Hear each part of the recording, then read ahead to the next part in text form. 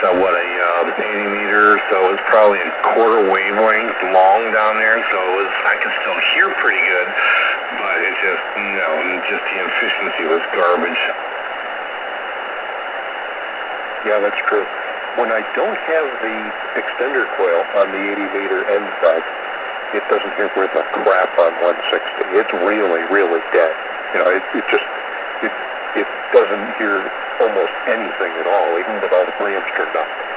The moment I go ahead and put the 330 microhenry coil and the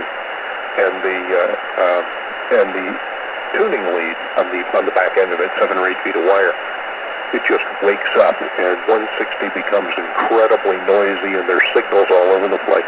It's a lot of fun.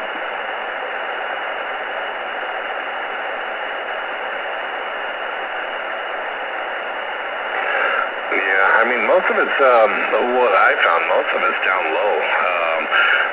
Before I started talking here, I was, I had random linked wires and everything, and I listened, what was it, I think from 1940 down to 1920-ish area is where I heard most of the activity. And then curiosity, killed the coax, right? I just had to talk there. Yeah, exactly. What I found is the very bottom end, right around 1810 to around 1830 is all CW. And there's some teletype and some digital modes down there. And then figure about 1891, there's a group that meets almost every evening. 1910, there's another group that meets almost every evening, and there's another group on 1901 that meets sporadically. And I've talked to all of them, and there's actually a neat bunch of guys, a bunch of old guys. Yeah, the first guy I talked to down there, I think he was in, maybe Kentucky or Mississippi, I don't know. And he was amazed about what I was doing. He was like, I don't know how you're doing it, but I'm hearing you pretty well. And that was the first guy I talked to. And then,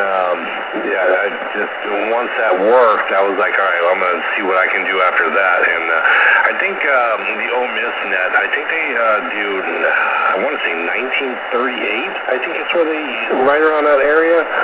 1838 or no, 1938. I think that's where they go. They're there in the winter months, every night of the week. So that was my goal, to try to get down there and get as many contacts as I could before I burn it up, because I knew it was going to happen. I did it anyway.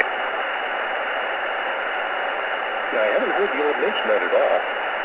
What I have heard is a station at 1940. And then there's all kinds of radio location stuff, like radio location beacons or things like that between, say 1950 and about 2 megahertz even. And apparently we're not supposed to interfere with those. But there are a whole bunch of places to play, and there are guys that are just rag chew continuously. I don't think there's any contesting that happens down there. They key the microphone and they talk for 10 minutes at a time.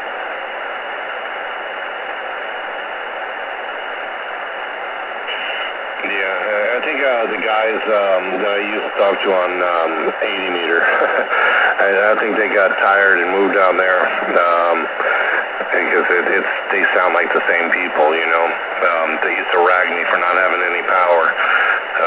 So if only they knew what they created by ragging me, right? All they did was rev you up harder. They didn't even realize it.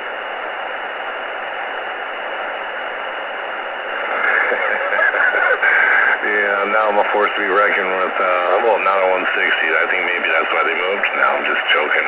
But 75 to 10, 6, 2. Yeah, I've got some things dialed in here or there.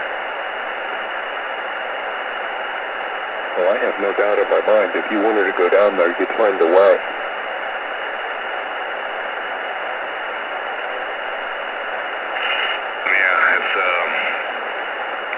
It probably wouldn't be very efficient, but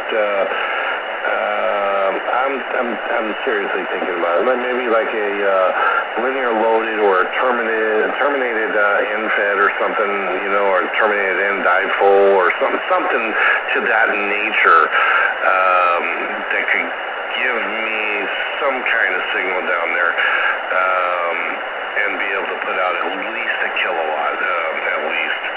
Because down there, that low with a kilowatt, boy, big power.